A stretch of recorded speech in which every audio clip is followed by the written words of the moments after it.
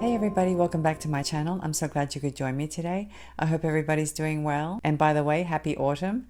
I know a lot of my viewers live in the United States, but I also know that I have a lot of international viewers, and some of you are entering spring. And that's one of the reasons I thought I'd make the beautiful necklace that you saw in the introduction. I know what you're thinking. You're probably wishing that I would make another fall inspired piece like I did the last time, but I couldn't let this year go by without making something with the gorgeous beads that came in Sam's bead box for the month of July. And I know I'm late, but I have a good excuse. If you've been following my channel, you know that I broke my wrist in July and I couldn't make any jewelry at all for at least 8 weeks. But I'm happy to say that I have my cast off now and I'm back to making jewelry. I'm not back 100%, but I'm back, I would say probably 90%. I do have some physical therapy coming up, which I think is going to really help me. And I can't believe that 2 weeks ago, I was on that gorgeous beach that you saw in the introduction. I took those shots at a beach in North Carolina that I spent a week at, and I had so much fun. So anyway, I know a lot of my viewers are international viewers, and not everybody's entering autumn right now. Some of you are entering spring. And I believe the countries in the southern hemisphere are entering spring, and that would be Australia, New Zealand, and I think maybe Argentina and maybe South Africa. And I think maybe the Canary Islands. I'd have to look at the map, but anyway, if you're entering spring, good for you. I know you're going to love this tutorial because I'm going to make that gorgeous necklace, which is an ocean inspired necklace. It has a couple of gorgeous TierraCast pendants, and the beads are actually very dainty. And I know the dainty trend is still in. And by the way, guys, if you don't have the beads, please don't panic, because I will leave a list of all the materials down below in the description section of this video. You're just going to have to scroll down and expand the section that says read more or show more, something like that. But anyway, if you look down there, that's where all the materials will be, and that's where I'm going to list all my tools as well. I get a lot of questions about what tools I use, so if you look down there, you'll see a list of them. And if you're not familiar with Sam's Bead Box, I'll leave a link down below so you can go check it out. And if you don't subscribe to that box and you go out and search for the beads on the internet, they don't have to be the exact same beads. Obviously, you can use anything that's small. I think the little cube beads are about 3 millimeters in size. So if you use cube beads or round beads that are 3 millimeters in size, you should be fine. One of my favorite things to do is to model the necklaces that I make. So if you stick around till the end, you'll see me modeling this beautiful necklace, and it can be worn in different ways. I really love convertible pieces. I love pieces that you can double up or wear as a single strand. I think it's so handy to have a convertible piece. I don't know about you, but I really like that. Now, before we get started, let me remind you that if you haven't subscribed to my channel, please think about doing so, because it really helps my channel and it helps me to stay motivated to create more videos for you. And as always, I will leave some timestamps down below in case you want to skip forward to any portion of the video. And another thing that I would really appreciate is if you leave some comments down below. I always read every single comment. I don't always get to respond, but I read every single one of them, and I really do appreciate it. So anyway, guys, I'm very anxious to show you how to make this necklace. So let's go ahead, turn the camera around, and we'll get started. And here we have Sam's bead box for the month of July. As you can see, the name of the box is Sand and Sea. Let's go ahead and get the beads that we're going to be using. Of course, I want to use every single one of these items because I absolutely love this box, but that means I would have to make a 4-hour video and make lots of pieces. And obviously we're not going to do that today. But anyway, I did put the items that we're going to be using on the top. And these are the beads that inspired the necklace. I absolutely love this beautiful mix. They're called check glass rough cut cube beads, and the color is Tropical Oasis Mix. They're very tiny. They only measure 3 millimeters across. But that's one of the things I like about these beads, because that means I'm going to be able to make a dainty looking piece or a very delicate looking piece. We're also going to be using these crackle beads. I'm calling them crackle beads, but they're check glass Druck rounds. The color is Shimmering Aqua Crackle, and they measure 8 millimeters in size. We're also going to be using these beads here. These are check glass textured oval beads. The color is Honey Amber, and they measure 8 by 9 millimeters across. And we're also going to be using one of these Sand Dollar antique gold colored charms by TierraCast. I thought these were so gorgeous. As you can see, they're in an antique gold color. Now I think this measurement here is incorrect. I believe the 8 by 23.5 millimeters is actually the spindle shell, and these sand dollars are 16.5 by 21 millimeters in dimension. 21 millimeters would include the loop, but they're actually 16.5 this way. But anyway, we're going to be using one of the sand dollars, and we're going to be using the spindle shell as well. And that's it from this box. I wanted to show you one of the sea biscuits I found on the beach at Holden Beach, North Carolina. But look at this, guys. Isn't this really fantastic? It's actually a fossilized sea biscuit. They're from the same family as the sand dollars, but as you can see, they're rounded. That's why they're called sea biscuits. But it's very heavy and very hard, like a rock. This thing is not going to fall apart on you because it's fossilized. And I guess they started dredging earlier this year. So there were even more of these sea biscuits earlier on around April, and there were quite a few on the beach, and it's quite a find because apparently they don't do dredging very much or very often. But anyway, I did find a few, and it's funny because I was walking along the beach and it'd be just sitting there right on top of the sand with no other shells around it. They get brought in by the waves and they just land on the beach, and some of them are in great condition. I think this one is actually in very good condition. I've been told that it's millions of years old. But anyway, guys, I wanted to show you this because that's one of the other things that inspired the necklace. I wanted to use the TierraCast Sand Dollar for today's necklace. As you can see, they both have that beautiful starfish design. I'm going to have to clean them up and see if I can get them a little bit whiter than what they are. This one's a little bit discolored in the back, but I did clean it and I did brush it. But I think I'm supposed to use bleach or something. I'm not sure. And I really don't know what I'm going to do with these, to be quite honest. Maybe I'll just use them as paperweights or something. So anyway, let's go back to selecting the materials. I'm going to be using some craft wire, and as you can see, this is artistic wire and it's 20 gauge, and it's also tarnish resistant. As you can see, it's in a gold color, and 20 gauge is the thinnest that I'll ever go for simple loops. We're going to be doing simple loops today, and one of the reasons I'm doing simple loops is because my wrist isn't 100% yet and I can't do wrap loops very well just yet. But anyway, I like using 20 gauge for simple loops because it's a little bit more delicate than 18 gauge. 18 gauge can look a little bit chunky sometimes, and I want today's necklace to be a little bit on the dainty side. But if you want to use something thicker, guys, by all means. I'm also going to be using a toggle clasp, and I got this one from my stash. I've had it forever. I think I got it on Fire Mountain Gem a long time ago. As you can see, the ring has a few rhinestones embedded, but you can use any kind of toggle clasp as long as it's in a gold color. So here are the beads, and we're probably going to need more than just these here. But I thought we would get started, and if I need to add more later on, I will. We're going to start by cutting ourselves some wire. It's a good idea to straighten your wire before you cut it off the spool. And you're not going to need very long pieces. You're going to need to cut yourself some 1.5 inch pieces.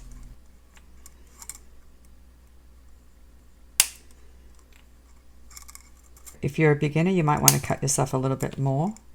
Another thing you have to take into account is the size of your loops. So if you like to make big loops, obviously you'll need longer pieces of wire. So here I've cut some wire. I'm probably going to need more than just this, but I want to get started.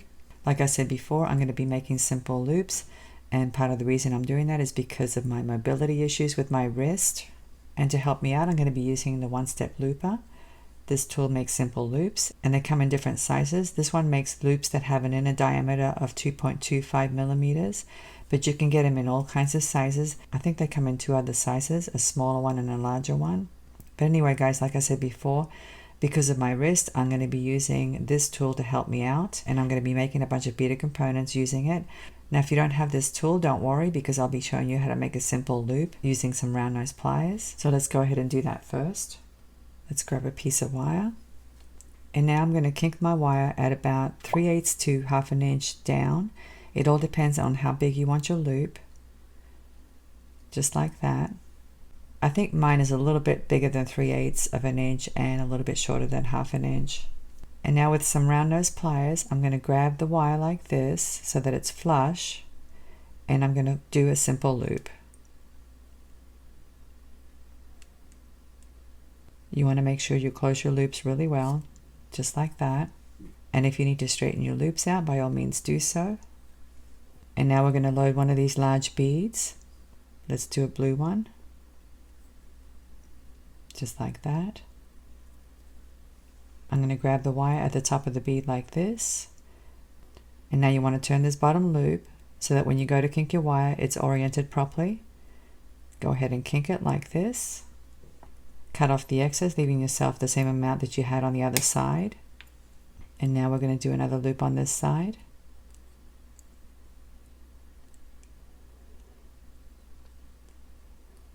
Like I said before, you want to make sure you close your loops really well.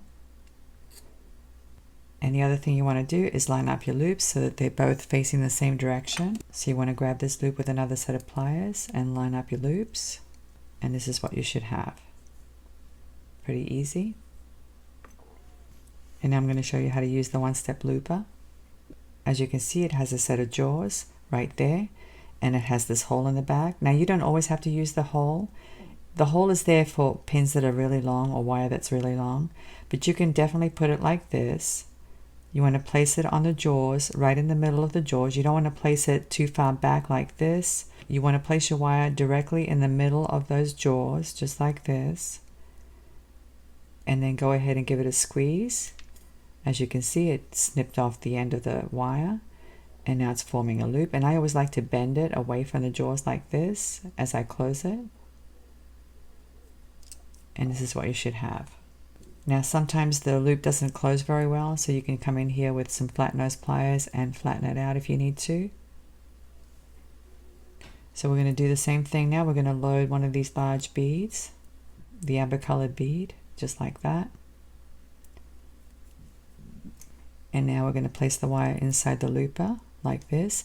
And as you can see, I've got the wire coming out the back hole, because that way it lines up the wire perfectly in the middle of the jaws. And for these kinds of beads, I like to turn them this way. You want the bead to be up against the jaws, just like this, so that when you close, it doesn't leave any pins showing. And by that I mean the portion of the pin that's right below the loop. Sometimes if you don't push the bead up against the jaws of the looper, you're going to have too much of a neck showing. And I am going to flatten this loop out a little bit. I'm also going to line it up so that they're both facing the same direction. And this is what you should have. Now for the beaded components with the cube beads, I'm actually going to have 3 cube beads per beaded component. And it's the same thing, guys, okay? You want to make a loop, and you can use the looper, or you can just do a simple loop with your pliers. Make sure the loop is closed and make sure it's straight.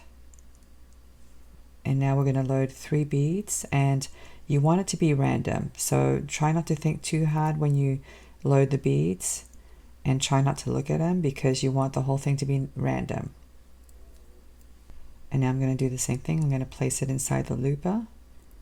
Make sure that the beads are nice and snug, and make sure they're up against the jaws. And then go ahead and close it. Or close the loop, I should say. Let me flatten out the loop. And I'm also going to line up my loops. So here's this beaded component.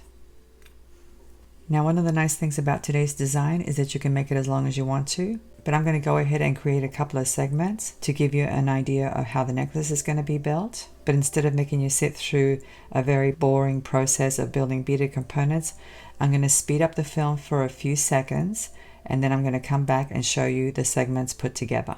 So let me go ahead and do that.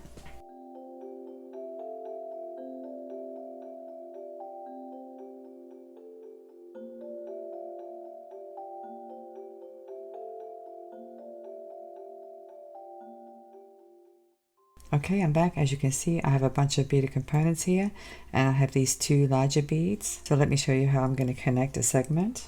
I'm just going to grab this bead here, open up the loop like this, hook on one of these beaded components, and then close up the loop really well. Make sure that it's closed nicely and there's no gap. And now I'm going to open up this side of the beaded component, connect another one. I'm actually going to connect 4 of these and then another large bead.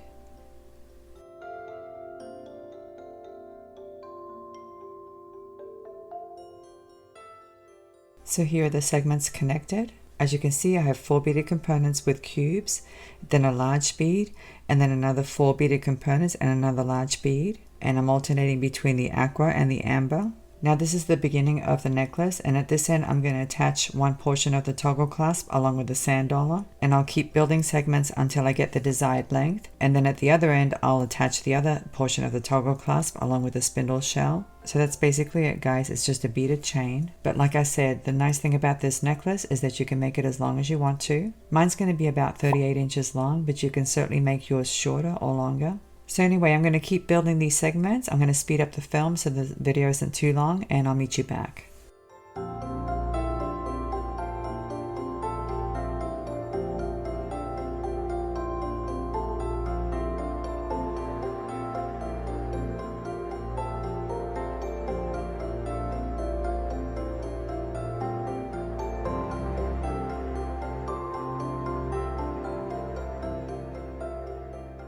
Okay, as you can see, I have built all my beaded components and I have connected them all. And once again, as you can see, I have 4 beaded components with cubes, then an aqua color bead, then 4 beaded components with cubes and an amber one, and then another aqua one here, an amber one, aqua, amber, and so on. It's a repeating pattern. So now what I'm going to do is measure it and hold it up to my chest. What I want to do is I want to double it up on my neck because I want this necklace to be convertible. I want to double it up or just have a single strand. But like I said before, I wanted to build a length that's 38 inches long. So I'm going to go ahead and measure it as well. So let me go ahead and do that and I'll be right back. Okay, I'm back. I measured the necklace. It measures about 37 inches long, which is 1 inch less than what I had planned originally, but I think it should be just fine. I know I can definitely double it up, so I'm pretty happy about that. So now we're going to attach the pendants or the charms. Here's my sand dollar and here's my spindle shell. And I have 2 jump rings here. One is 7 millimeters and the other one is about 6 millimeters. And here's my toggle clasp.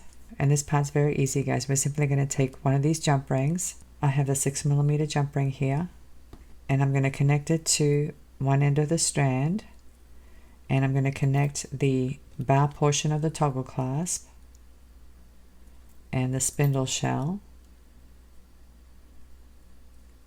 just like that. And now let's go ahead and close it. So this is what we have, and now we're going to connect the other end. So we'll need a larger jump ring. And the reason I'm using a larger jump ring is because this ring portion of the toggle clasp is actually pretty thick. Let's go ahead and open it up. I'm going to connect it to the ring like this. And now I'm going to connect the sand dollar as well like that. And now let's close it up.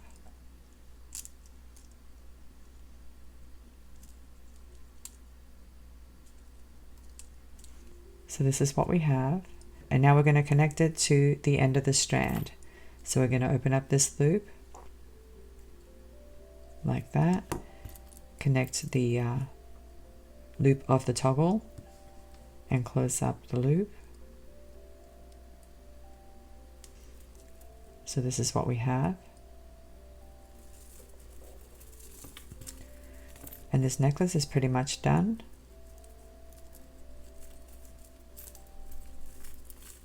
Let me go ahead and arrange it for you.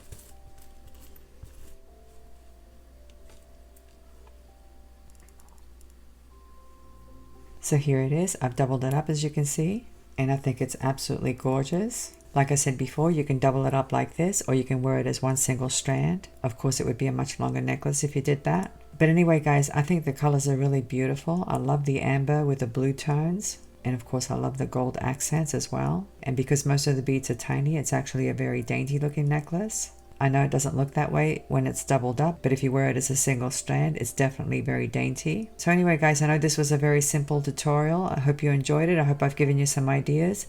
I'm going to go ahead and model it for you and show you all the different ways you can wear this necklace.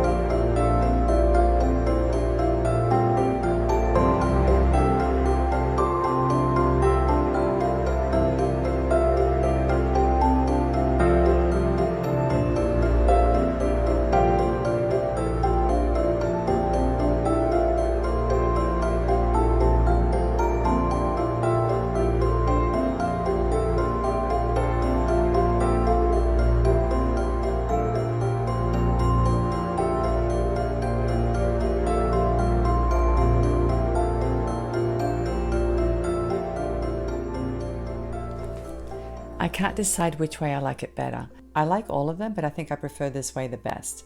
Which one do you prefer? Let me know what you think. Just leave some comments down below. I'd be very curious to find out. And you know something? I actually would wear this in the wintertime because I just think it's gorgeous. I love the combination of the aqua and the gold. And of course, I love these charms. I think they're absolutely gorgeous. So if you live in the Southern Hemisphere and you have summer in December, this is the piece for you. And if you live in the US and you plan to take a vacation to the Caribbean, for example, now's the time to make this necklace. I've actually taken a cruise at Thanksgiving and I absolutely loved it. I had so much fun. So anyway, guys, I hope you enjoyed today's tutorial. I hope I've given you some ideas. I hope I've inspired you. Thanks a lot for watching. I'm looking forward to seeing you again. Have a great day and I'll see you next time. Bye.